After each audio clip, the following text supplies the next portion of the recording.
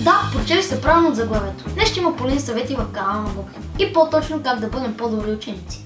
За тези, които се питат: Боби, къде е екшенът, стрелбата? Помислил съм и за вас.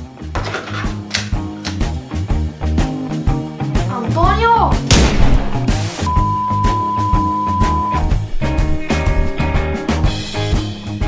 Ето, застрелях оператор. Интро.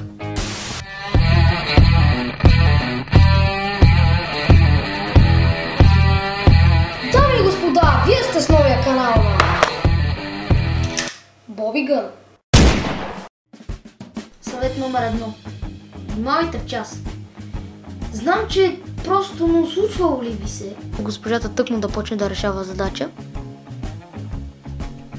Проследяваше внимателно и всичко е точно. Когато се сещаше за съня, който си сънувал снощи.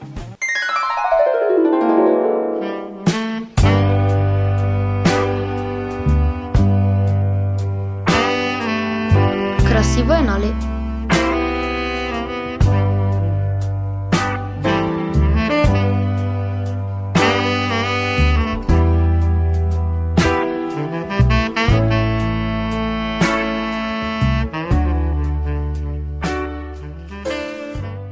И изведнъж се връщаш в реалността и поглеждаш към дъската.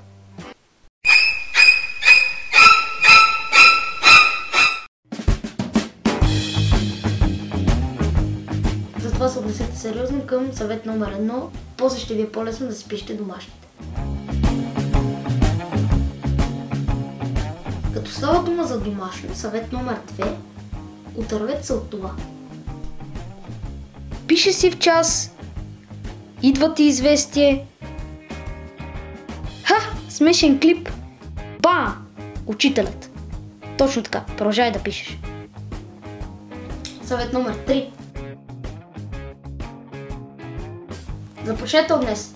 Опитът е научил мен и брат ми, че хубавите неща стават бавно. Ще е супер полезно, ако приложите един от двата съвета. Внимавайте в час и си оставете телефон. Не е толкова лесно, колкото си мислите. Не се приемам за спец по ученето, но брат ми е. Мама винаги ми го натяква. Вижте му бележника на подлеца. Вижте, това е в 11 клас.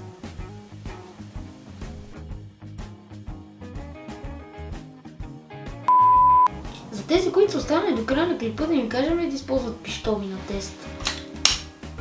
Това няма да влезне в клипа, нали?